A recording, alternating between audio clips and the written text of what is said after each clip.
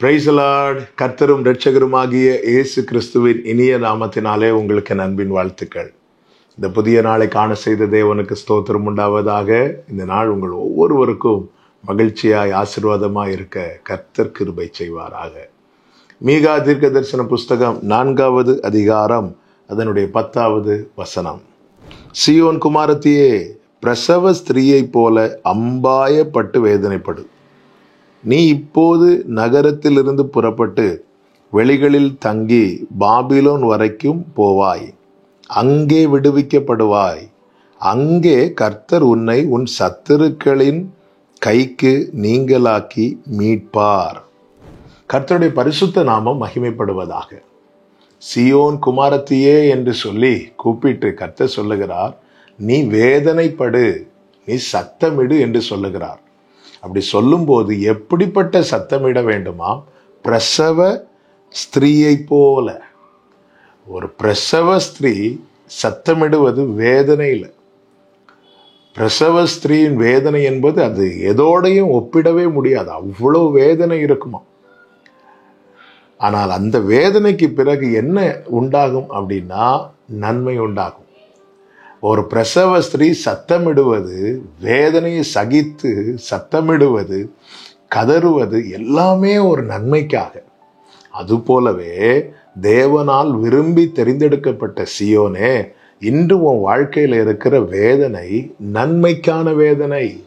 என்னை கேட்டுக்கொண்டிருக்கிற அன்பு சகோதர சகோதரி, இந்த வார்த்தையை நீங்க எங்கிருந்து கேட்குறீங்கன்னு தெரியல. கர்த்தர் உங்களை விரும்பி தெரிந்தெடுத்தது உண்மையானால் உங்க வாழ்க்கையில தேவன் ஒரு வேதனை அனுமதிக்கிறார்னா புரிஞ்சுக்கோங்க, இது நன்மைக்கான வேதனை, இது மகிமைக்கான வேதனை. யோசேப்பின் வாழ்க்கையிலே ஒரு வேதனை வந்தது. அந்த வேதனை என்னவென்றால் தகப்பனை விட்டு பிரிக்கப்பட்ட ஒரு வேதனை. 17 வயதிலேயே தகப்பனை விட்டு பிரிக்கப்படுகிறான். இந்த வேதனை எதற்கான வேதனையா இருந்தது தெரியுமா? நன்மைக்கான வேதனையாய்தான் இருந்தது. இந்த வேதனை தரிசனம் நிறைவேறுவதற்கான வேதனையாயிருந்தது. யோபுவின் வாழ்க்கையில வேதனை வந்தது. எல்லாவற்றையும் இழந்து போகிற நிலைமை, சாம்பல்ல உட்கார்ந்து இருக்கிற ஒரு சூழ்நிலை, என்ன சொல்லி அளவென்று தெரியாத ஒரு நிலைமை.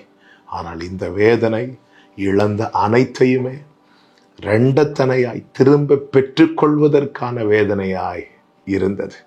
தாவீதின் வாழ்க்கையில் ஒரு வேதனை வந்தது. ஒரு வேதனை அல்ல, பல வேதனை. ஆனால் அத்தனை வேதனையுமே ஒன்றும் குறையாமல் சகலத்தையும் திருப்பிக் கொள்வதற்கு ஏதுவான வேதனையாய்தான் இருந்தது. இன்னும் ஏன் கல்வாரி சிலுவையிலே இயேசு பட்ட வேதனை, அந்த வேதனை யாருமே பட்டிருக்க மாட்டாங்க. அத்தனை வேதனையும் அவர் சிலுவையிலே பட்டார். அந்த வேதனை முழு மனுக்குலத்தின் ரட்சிப்புக்கு ஏதுவான வேதனையா இருந்தது. இந்த நாளிலும் என்னை கேட்டுக்கொண்டிருக்கிற அன்பு சகோதர சகோதரி, வாழ்க்கையில தேவன் அனுமதிக்கிற சில சூழ்நிலைகள் நிமித்தம், சில பாதைகள் நிமித்தம் உண்டாகிற வேதனை, அது வலிதான், அது இல்லை என்று சொல்லவில்லை. ஆனால் ஒரு தேவ பிள்ளைக்கு எது நம்பிக்கை தெரியுமா? எனக்கு ஒரு விசேஷித்த நன்மையை, எனக்கு ஒரு மகிமையை கர்த்தர் வைத்திருக்கிறார். இது நன்மைக்கான வேதனை. கர்த்தர் உங்களை ஆசீர்வதிப்பாராக. செபிக்கலாமா? எங்கள் நல்ல தகப்பன், இந்த நாளில் எங்களோடு பேசி பலப்படுத்தின கிருபைகளுக்காக ஸ்தோத்திரம். இக்காலத்து பாடுகள் இனி வெளிப்பட போகும் மகிமைக்கு ஒப்பானவை அல்ல.